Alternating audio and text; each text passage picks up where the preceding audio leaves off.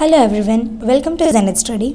આજે આપણે જોઈશું બેઝિક ઇંગ્લિશનો very important topic, how to use this, that, these and those. આ બહુ ઇઝી છે, ઘણા લોકોને ખબર પણ હશે, પરંતુ વાઇલ ટોકિંગ ઇન ઇંગ્લિશ, જ્યારે ઇંગ્લિશમાં એ લોકો વાત કરતા હશે ત્યારે કદાચ એ આનો યુઝ નહીં કરતા હોય. આનો કોન્સેપ્ટ તો મે બી બધાને ખબર જ હશે. તો ચલો, જે લોકોને ન ખબર હોય એ લોકો જાણી લઈએ. ચલો સ્ટાર્ટ કરીએ વિડીયો. સૌથી પહેલાં આપણે જોઈશું કે સિંગ્યુલર અને પ્લુરલ કોને કહેવાય.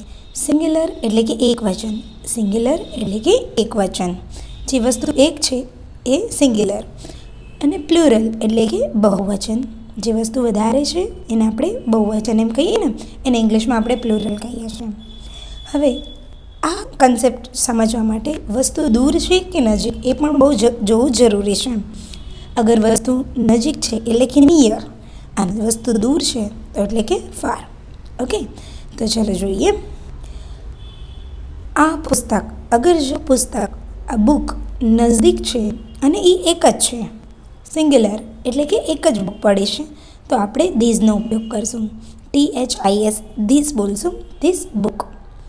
અને એ એક જ બુક અગર જો દૂર છે, ફાર છે, તો આપણે આ ધેટનો ઉપયોગ કરશું. બુક કેટલી છે? એક જ છે, તો જોવાનું સિંગ્યુલર છે, એક વચન છે.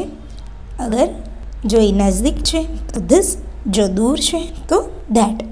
This book, that book. દૂર છે તો ધેટ બુક, નજદીક છે તો ધીસ બુક. હવે પુસ્તકો ઘણી બધી છે. આ પુસ્તકો એટલે પુસ્તકો ઘણી બધી છે અને નજદીક છે, તો અગર જો નજીક છે તો આપણે ધીઝ યુઝ કરશું. ધીઝ, એને ઉચ્ચાર પણ ધીઝ કરશું. અને જો દૂર છે અને બુક્સ ઘણી બધી છે તો આપણે એને ધોઝ એ રીતે બોલશું. જો નજદીક હશે તો નિયર હશે તો ધીઝ, અને દૂર હશે તો ધોઝ. તો બહુ ઇઝી કન્સેપ્ટ છે કે નહીં? હા, અને આપણે જ્યારે ઇંગ્લિશમાં બોલતા હોઈએ ત્યારે આ રીતે એનો યુઝ કરશું. આ બાળકો, અહીંયા આગળ ઘણા બધા બાળકો છે એટલા માટે નજદીક છે, નિયર છે અને બહુવચન છે, તો ધીઝ કિડ્સ, ધીઝ કિડ્સ. પહેલાં લોકો, લોકો ઘણા બધા છે અને દૂર છે, તો ધોઝ પીપલ. લોકો એટલે પીપલ, ઓકે, અને દૂર છે એટલા માટે આપણે બોલશું ધોઝ પીપલ, પહેલાં લોકો. આ ટિકિટ, એક છે ટિકિટ, ઓકે, તો એક જ છે, એક વચન માટે આપણે ધીઝ યુઝ કરશું. સિંગ્યુલર છે, નજદીક છે, બરાબર, સિંગ્યુલર અને નજદીક છે તો ધીઝ. હવે આ વૃક્ષો, આપણી પાસે, આપણી નજીકમાં ઘણા બધા ઝાડવા છે, તો આપણે શું કહીશું? These trees, these trees. નજદીક છે અને બહુવચન છે, પ્લુરલ છે, તો આપણે ધીઝ યુઝ કરશું.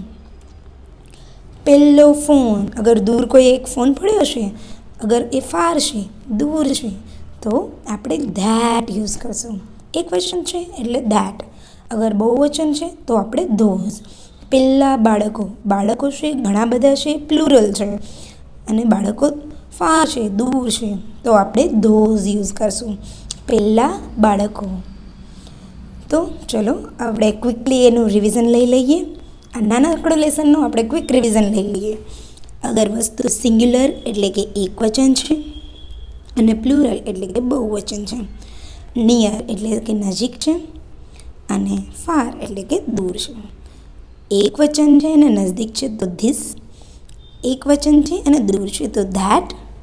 અગર બહુવચન છે અને નજદીક છે તો ધીઝ. ઘણા બધી વસ્તુ છે તો ધીઝ. ઘણી બધી વસ્તુ છે પણ બહુ દૂર આવેલી છે તો આપણે આ ધોઝનો યુઝ કરશું. કેટલું ઇઝી છે કે નહીં? તો ચલો આપણે એક્સરસાઇઝ લઈ લઈએ.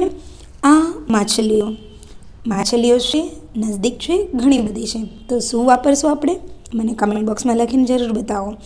પહેલાં વૃક્ષો, વૃક્ષો ઘણા બધા છે, પ્લુરલ છે, અને પહેલાં એટલે કે દૂર છે, તો આપણે શું યુઝ કરશું? કમેન્ટ બોક્સમાં જરૂર લખીને બતાવજો. અને વિડીયો જો સમજાઈ ગયો હોય, ગમ્યો હોય તો લાઈક કરો, સબસ્ક્રાઈબ કરો, અને તમારા દરેકે દરેક મિત્ર જોડે શેર કરો. Thank you. God bless you.